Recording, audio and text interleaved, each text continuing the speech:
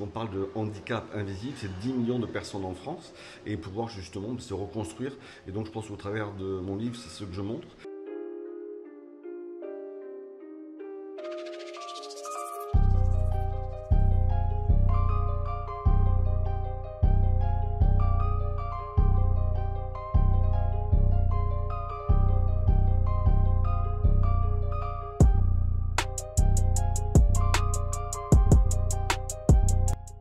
Je l'ai appris par les réseaux sociaux, par LinkedIn, puisque en fait j'ai eu un message qui me disait bravo. En fait, j'ai rien fait pour être inscrit, donc ça a dû être par mon éditeur ou autre.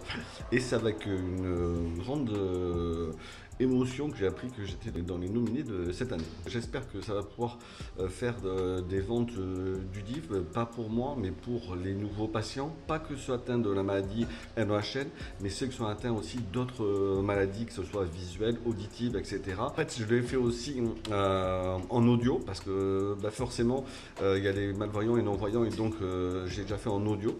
Il commence à être traduit dans des langues, puisque là, il est traduit en turc en ce moment, donc il continue son petit voyage. Et là, maintenant, c'est vraiment de pouvoir aider en fait les nouveaux patients.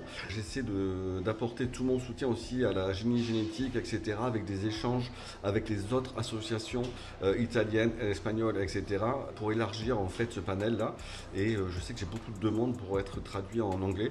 Donc c'est encore ça dans le futur et aider en fait tous les nouveaux patients et tous les accords qu'on peut avoir avec les autorités du médicament et autres.